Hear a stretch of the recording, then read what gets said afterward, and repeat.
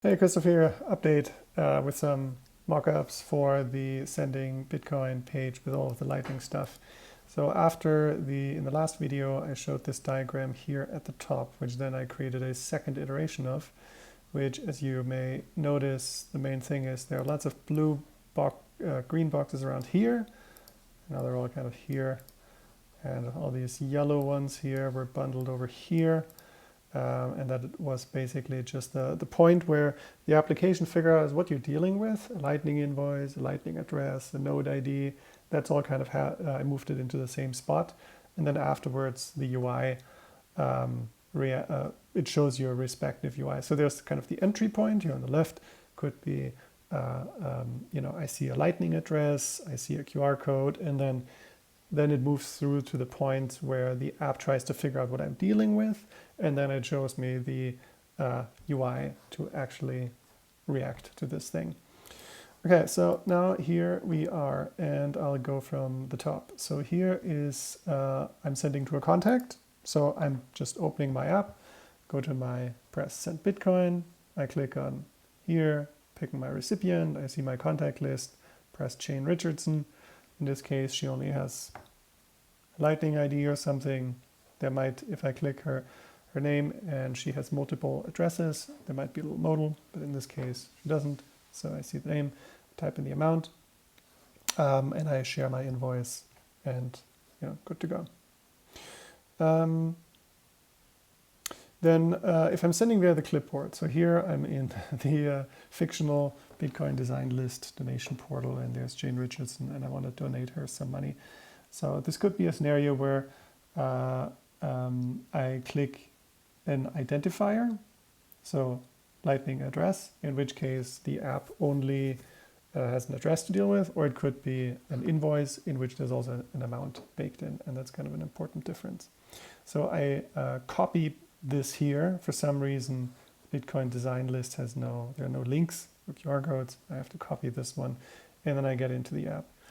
Other scenario is here where there is a button I can press. So that's a link. I can click it. It's a Lightning invoice link or some other link that contains payment information.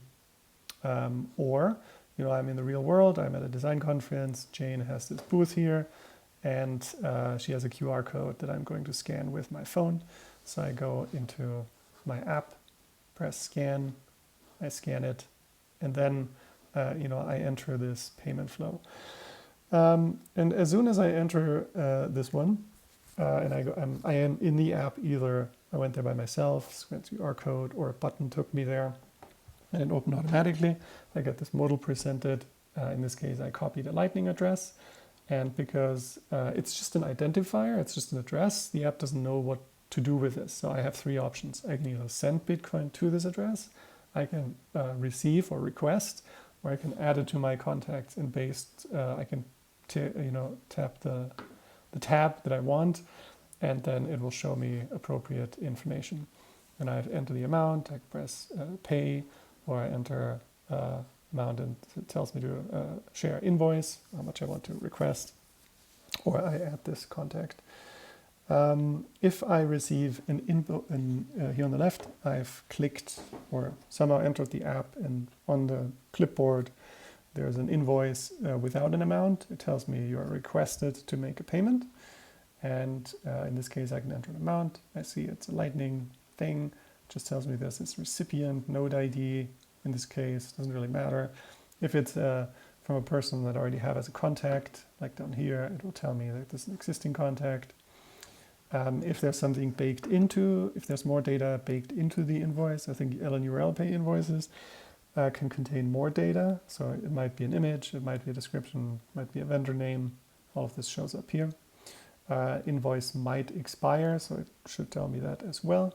And you can see the title here is different too, because this invoice actually had an amount baked in. So this can kind of scale to something, to the least amount of information, which is just a recipient, to quite a full, rich page here. And ideally, users are provided enough information to know what they're being invoiced for. And fees could be regular Lightning fees if you have enough liquidity. Could be this little channel icon here. It tells me there's a channel that's being opened up and there's additional information for this. This would be if there's an LSP. If there's no LSP, then we might need to show the user that, sorry, we can't make this payment. You don't have enough liquidity. Click here to fix something. And this would be an on-chain fee here if I am sending to an on-chain address. And then the recipient field can also take on a few different forms here. And then this is not covered here. If I enter with an LN URL, withdraw invoice or Bolt 12 offer, it can also tell me that I can withdraw sats, either an amount that's given or an amount that I can choose. And then I can, this shouldn't pay here, say pay here, this should say withdraw. And then if something goes wrong, it also needs to tell me that like the invoice is expired, the payment format's not supported, something like that. And then after, I have decided and entered basically all this information here, then I get one more chance to confirm that I actually want to do this. Maybe for low payments, we don't even want to show this. Maybe we do, something for discussion. Then I go to my send screen. If it's on Lightning, I might only see this very short period of time. That's why the sending. So if you look at the layout, the ready to send, sending, and send, the layout is pretty much identical. It's just that this little color changes up here and this text. So that way, even if I just see the sending screen for a second or 5 seconds, then there's not a huge screen change happening. There's probably some elegant ways to make this happen. And in this case also, so after it's being successfully sent, I can add my note and tag, so we don't burden the user to add this information while they are just trying to get this payment out, but they can do it afterwards, after it's done. So I can press add a note, type something in, add tags, whatever. Okay. And if it doesn't work out, then, and this is, I haven't updated this is a slightly older design, we should be very explicit about what actually happened. I did not go through all of the different errors that can happen yet. It should just be, should tell me, like, okay, here was a problem, your funds are safe, and here are things you can do. Cancel it, I'm going to do it at some other time, retry right away, or open channel and retry. In this case, the LSP would open a channel and retry and then guide me through that process. In case there's no option, then we should tell the user things that they might want to do in order to still make this payment in some other way.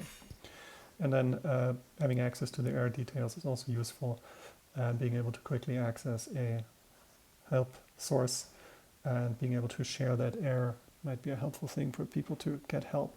So this is kind of the app knows how to fix this or has some good suggestions. Here we tell the user to try a few different things, and here it's basically we help the user find help from elsewhere if really nothing ends up working. And that was here I basically tried to translate this diagram into some wireframes, and I would love to hear your general feedback, how everything is looking to you here.